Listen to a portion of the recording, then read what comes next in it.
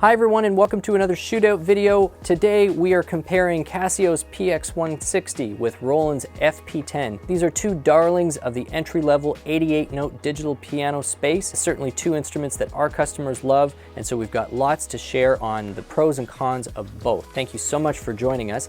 If it's the first time to the channel, we'd appreciate if you did subscribe. It'll help you stay up to date with all things piano, and we're constantly creating new content, so it'll keep you up to date of everything that we're up to as well. So let's get started on this comparison right away.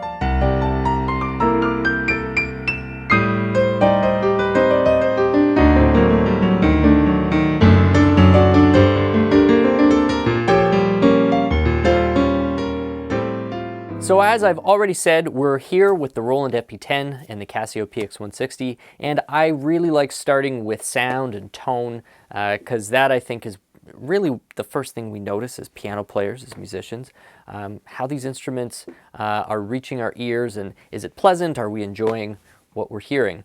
And when it comes to the FP10 and the PX160, we've got really quite a good matchup. And perhaps what's surprising about saying that out loud and hearing myself say it out loud is that Casio in my mind has always been a brand that's somewhat associated with the very entry level of the market. And I guess in some respects it still is. But when the PX160 hit maybe about 4 years ago, it really defined what a $600, we're in Canadian dollars of course, $600 digital piano should be delivering to the marketplace. And it kind of set a new standard that all of the other big three have been quick to follow. And Roland's response to the PX160 has been the FP10. Yamaha, of course, had the P45, and Kawai, the closest that Kawai gets is their ES110, which is a few $100s more, so not exactly a fair comparison. But we've had a lot of requests for the PX160 and FP10 matchup. I think a lot of people in the marketplace are looking around this price range, and this is two matchups that people really are looking for some input, some additional opinions, and so this is why we are here today. And so talking about sound, let's dive right into that. On the Casio, they use their Air processor, or their Air type of piano synthesis. That's the specific name of it. And it's essentially a sample bass with some, I believe it's additive synthesis on top to sort of add some of the extra nuances like aftertouch and hammer resonance and things like that. Like I said, when the price point came out, it was doing a remarkable job of creating a pretty authentic, pretty satisfying piano tone, particularly when you're listening through headphones. The quality of the waveform, the complexity of the sound is really quite surprising, and it remained, I would say, the best sound for around that $600-700 price for several years. It has a polyphony of 128. It's got onboard speaker wattage of 8 watts per side, which is really quite plenty, especially when you consider that you've got these two very, very small tweeters at the front to make sure that your ears are getting a lot of that high-end definition. So it's capable in terms of the sound it produces without any reinforcement. It's got a polyphony of 128 for the price point is quite respectable. And you've got a grand piano sound, which I think has a lot of dimension to it. It's got a really nice stereo field to it. And I have to applaud Casio for what they brought to the market back in 2015 or 2016 when this unit became available for sale. And when we listen to it,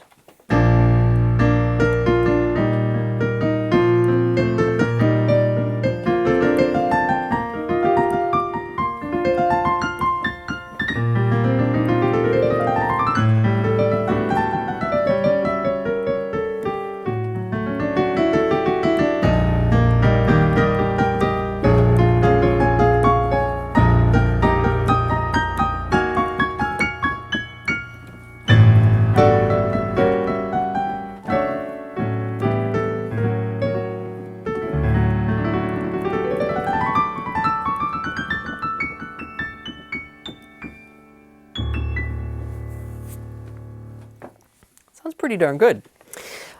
When we flip over to the Roland, And the Roland is a much more recent product. So if there's anything that's unfair about this comparison, is that we're looking at about 2018 tech versus 2015 tech. Roland has put their supernatural piano engine in here, and that unlocks all sorts of value to piano players who are aware of Roland's technology. It has a slightly lower polyphony of 96. If all you're doing is really playing piano or a single tone in either one of those, 128 versus 96 is not going to be a material difference to you. It does start to create problems if you're doing a lot of layering, but unless you're getting into that, it's probably unlikely to be a challenge. The speakers on the Roland are a little weak at 6 watts apiece, and so I'll be the first to admit that the best way to enjoy the FP10, if you've got the option, is with a really great quality set of headphones. Well, I shouldn't say great quality, even something decent. So let's say $50 to $100, just so that you get a pretty nice flat response and nothing that's sort of peaky in too many different areas. That FP10 sounds great because you're essentially getting the same tone engine that's in the FP30, more or less. So let's just listen to the difference on the Roland.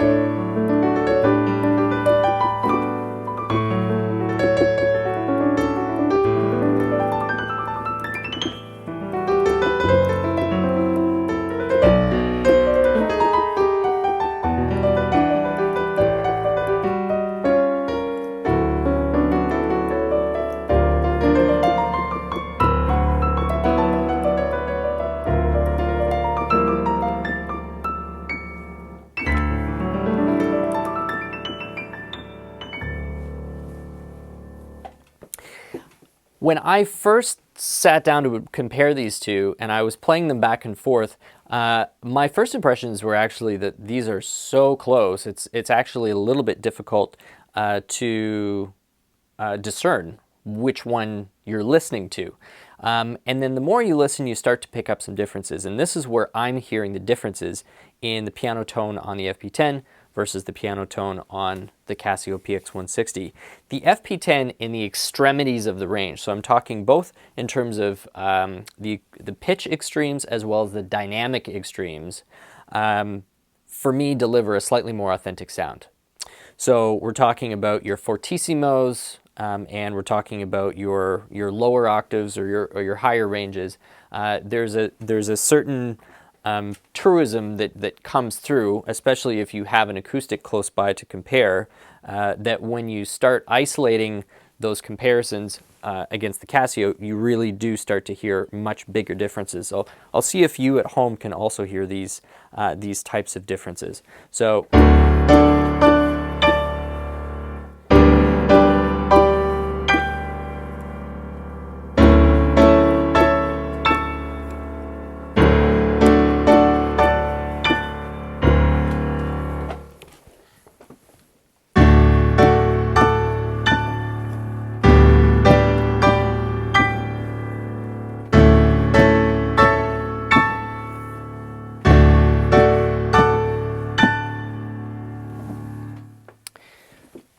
So you'll draw your own conclusions, but when I hear that and I'm listening to it in a pretty detailed way, there's a certain clarity to the sound that I'm still getting on the Roland that starts to get a bit distorted and not quite as well constructed on the Casio, and I find that both when I'm playing pretty loudly in the bass section as well as some of the decay and kind of the sustain that I'm hearing in the upper treble. So, I mean, granted, that's starting to get into the weeds a bit, and you know, I'm coming at this with ears that also evaluate pianos at every single price point. So, but for those who are really looking for those differences and trying to understand what might make them decide one way or another, there's that. Let's now listen to a few of the other sounds on the PX160 versus the FP10. I'll just mention this. The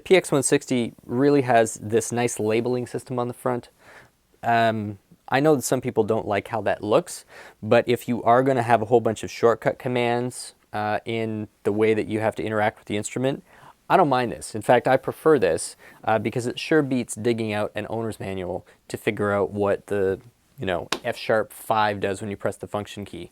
I don't know. I mean, I'm lucky if I can memorize that after 2 weeks of use, let alone a few hours. So anyway, I like the fact that it's laid out there and we can go and we can select, let's say, the electric piano 1.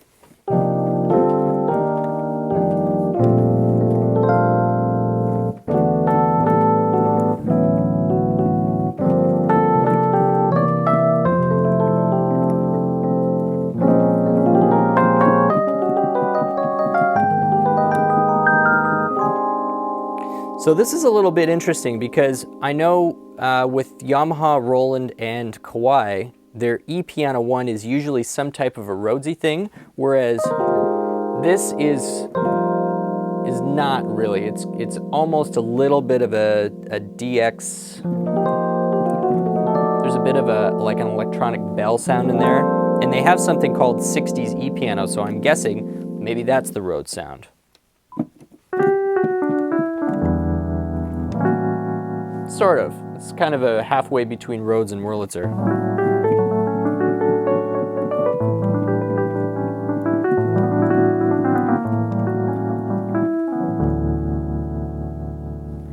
Let's listen to what the Roland has. Now, to access the sound on the Roland, I've got this hooked up through the Bluetooth connection, and we'll be talking about Bluetooth a bit later. And so I can go in and actually select the sounds off my phone rather than using any sort of a physical interface. So let's go to the E-Piano and we're going to try E-Piano 1.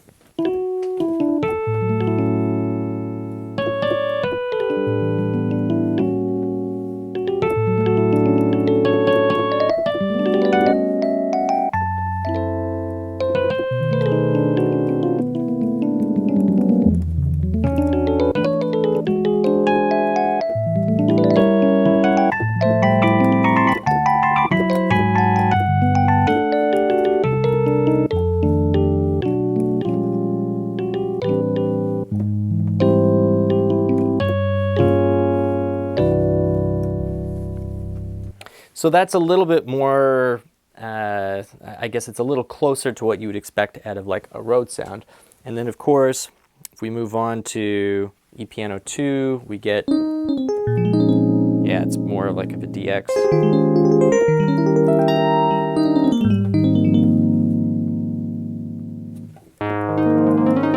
And there's your whirly.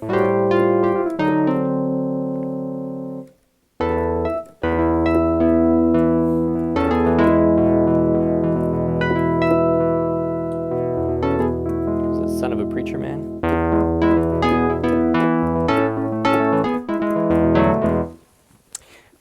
And then of course both have, nope, I apologize, they don't both have clav.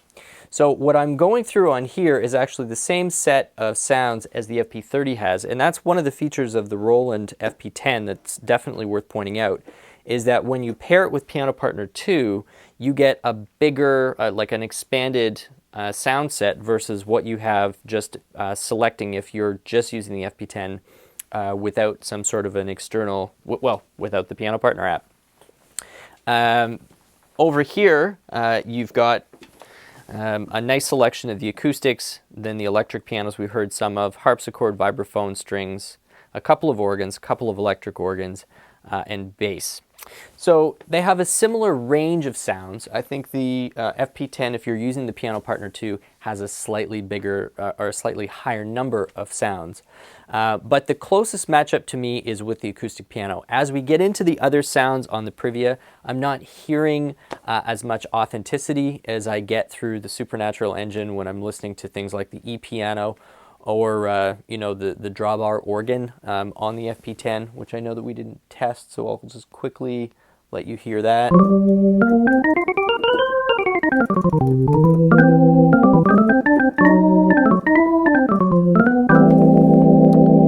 Compared with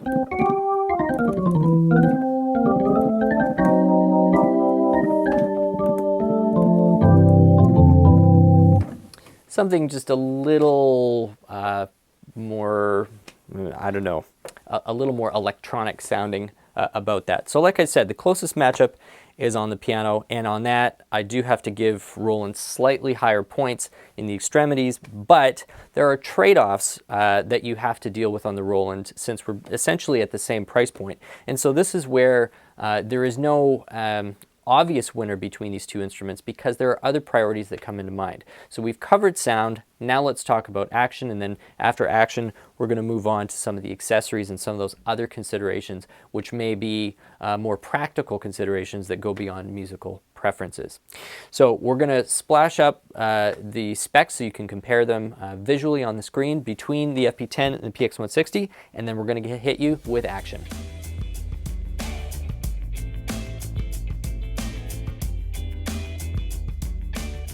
The action on these two instruments is probably the most impressive thing of all. Both of these pianos have triple sensors. What the triple sensor essentially means is that you're getting accurate MIDI output that goes beyond what most digital keyboard actions were capable of, say 10 years ago, where it was a dual sensor. This is a triple sensor, so there's at 3 points it's essentially measuring velocity, pressure, and sending that to the tone engine. So you're getting a really nice accurate output, and that, like I said, is true on both of these machines.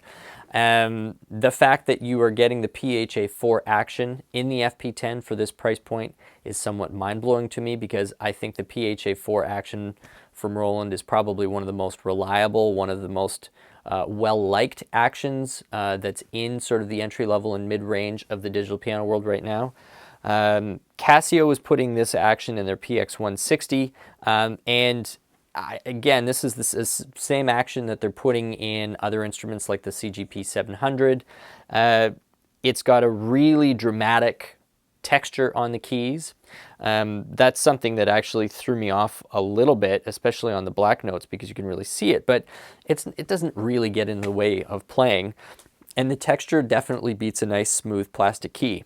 It's more comfortable for your skin to move across. It makes it more consistently grippy no matter whether you're in humid or dry environments.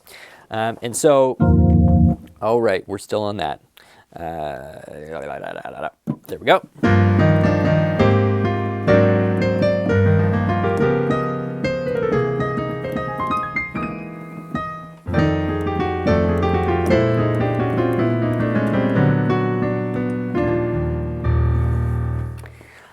So the matchup between these two actions is pretty subtle. I don't know that there's going to be one that I can just say is better. You really will have to get in front of these and try them yourself. One thing that I do notice, and I think this is probably something that is more applicable to people who already have some piano experience, is, and we'll just get this back both on Grand Piano Sound.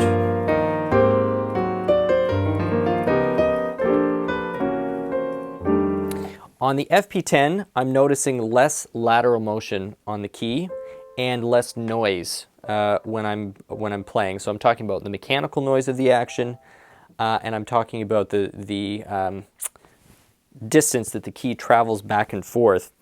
This isn't something that you really run into as a problem when you're starting piano, or when you're just learning some basic pop or jazz or even some basic classical. When you start to get into pieces where you're dealing with bigger stretches, or when you're dealing with higher velocities and more jumping around, that extra lateral motion that I feel on the Casio does start to become slightly distracting. But I don't think Casio is out there promoting the PX160 as an advanced practice instrument. So this is hardly a hit against Casio whatsoever. I think it's totally appropriate for the price point, what they have offered. But if we're looking for and drawing comparisons between the PX160 and the FP10, that's one that's pretty noticeable actually. So if you're in a showroom and you're just kind of wiggling back and forth the black keys and the white keys, you are going to feel quite a bit more rock on the Casio than you do on the Roland. And so that'll be something that you either appreciate, because I guess in some playing styles that might make it more forgiving, or you might dislike that. but you are going to notice it. There's no way that if you were playing these two side by side, you're not going to notice the difference in that level of play in the mechanics of the key. We talked about the texture on the Casio. The Roland also has a textured white key and it's sort of a micro-textured black key. So you can't really, your eye doesn't pick up any specific pattern that you see in the surface of the black key, but you know that there's something there because there's not a nice clean reflection. So there's some type of a porous material on the black key, and then you've got a faux ivory, which is also kind of nice. And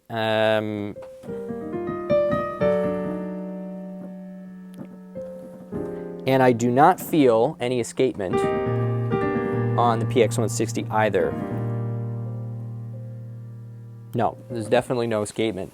Escapement, for those who are aware of this in an acoustic piano, is that point where the jack actually slips off the knuckle on the shank of the hammer. And the PHA4 does have escapement. So there's that about 2/3 of the way down, you just sort of feel the key go over this extra little speed bump. I wouldn't say that's a particularly important thing to get hung up on for a beginner, but I know some piano players who are looking at the FP10 or the PX160 as a possible highly portable professional instrument that they might consider taking to a gig. So that might be relevant to you. So that's pretty much all we're going to say about the action before we move on to some of those other things. So we'll just spray up those specs on the screen for you, and then let's get on to some of the other practical differences and features between these two instruments.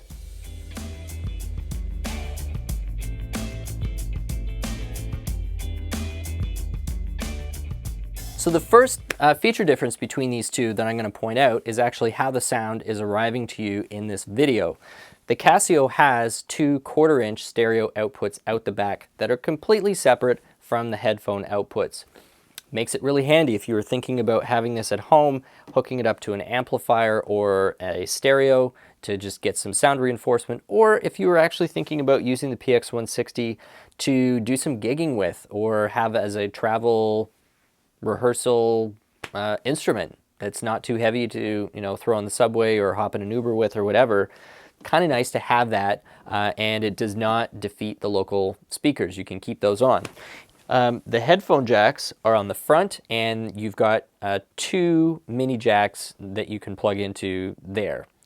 So that's a nice. I like when any any keyboard does that, because it makes it more versatile in a wider variety of situations. The FP10, on the other hand, has a single output. That is a mini jack. Yes, you can plug that mini jack into a set of speakers if you've got a small set of desktop monitors that you want to have it in, or you can use that as a headphone jack. But as far as we can tell, there's no way to have that reduced to a mono signal digitally. So you kind of have to just finagle that with cables if you're wanting to plug that into an amplifier. And as far as I can tell, there's also no way to toggle the internal speakers on and off like you can in the FP30 either. So for people who are considering this for some type of a gigging keyboard, having the mini jack as the only output is a bit limiting. And I mean, forget whether you're able to find the right cable and whether you can plug into a PA with that cable or not. I find mini jacks just to be particularly fragile. And if you're going to be plugging in and out of a mini jack constantly, and it's going to be in an environment where it's getting knocked around, that might be something that is a bit of a deal breaker if you were thinking about using this for gigging. The FP30 does not have that problem. You've got 1/4-inch output on the FP30, and you can still use your internal speakers at the same time. So that might be one reason to consider the FP30 over the FP10. The PX160 also has a triple pedal, and it comes with the matching stand. So you can get the PX160 with the matching stand, triple pedal, and this still comes in around $700 Canadian. The Roland FP10, you can get the matching stand, but it does not come with a triple pedal. It comes with actually a fairly basic sustain pedal. I highly recommend, if you're thinking about the FP10, going with the DP10 as an add-on accessory. It does work. I've heard a couple of questions about whether the DP10 will function with the FP10. 100% does. That is, in fact, what we have plugged in to it today. They also both come with their own built-in music stands. They're a basic plastic music stand. Neither one of them does particularly well. If you have one of those big anthology books that weighs 15 pounds, I mean, it's going to be a little bit floppy. But they're there, and they do what they're supposed to, they do what they're supposed to do. I kind of like the fact that these instruments have those built-in stands. I use some of the bigger stage keyboards that don't have them, and it's a bit of a pain to be hauling around music stands with you constantly. So let's talk about one of the features that actually favors the FP10, and that would be the Bluetooth MIDI connection. And so you've already seen me in the video using my phone to select from sounds. Another really big thing is that the FP10 does work with the Piano Designer app. And the Piano Designer app allows you to customize your grand piano tone on the FP10 in a way that is just simply not possible on the PX160. And so for people, I guess real sound aficionados or audiophiles, who are looking to explore that level of detail, I mean, it's got everything. There's lid, whether the lid is open or shut, and that, this is all the way open, and this is all the way closed, and you can sort of hear that difference, or even string resonance, which is crazy at this price to get string resonance. So I don't know if that's coming through, but you've got string resonance, or you can, of course, completely shut it off. Damper resonance, key touch, key off resonance. You've got temperament control, ambience, brilliance. So quite a bit that you can do, and to kind of create your own grand piano experience. So to sum everything up here, it's not exactly an apples to apples matchup. I would say that the closest comparisons are between the acoustic piano sounds and the actions. The actions, of course, both having the triple sensor, both having some really nice texture. On the plus side, on the Roland, you've got an action which I think is just mechanically, you could objectively say is a bit superior, and you've got the escapement as well. Casio's done a really nice job of creating an action that still feels very satisfying to play. Mechanically a little bit looser, but you've still got the accuracy of that triple sensor, and you've got the lovely texture. The acoustic piano sound, for the most part, I think is very comparable. I think when you start to drill into the darker corners or recesses of the acoustic piano sounds, I do hear a bit more detail and a bit more control in the waveform out of the Roland. On the Casio, though, there's a lot of practical pluses that you get. The addition of the triple pedal, the 1/4-inch outputs, very nice, easy visual controls over what you're getting. Your internal music library, your metronome markings are on here. You've got some reverb and chorus settings. Everything's nicely laid out. But of course, there's no Bluetooth over here. So you've got the Bluetooth connection here, which allows for some audio recording straight to a device. And then you've got the ability to use Piano Partner 2 as well as the Piano Designer with it. So kind of a wide array of differences that makes it a little bit hard to tally up exactly which one is going to come out on top. I think it really is going to depend largely on your use case. What is the environment that this is going to go in? If it's largely going to be personal use and you're focused on the piano experience exclusively, I think the Roland might edge out the PX160. If you're looking for a really nice all-in-one versatile unit that has the triple pedal, if that's something that's important, PX160 is there, and that's going to give it to you. It's got the audio outputs. So like I say in virtually every video, try and get in front of these yourself. and listen to them and play them yourself as much as possible.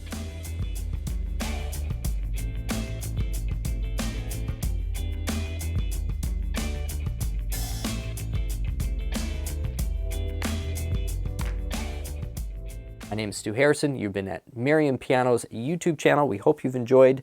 Please comment. We'll do our best to get back to every single one of you, and we'll see you back for the next video. Sun is rising.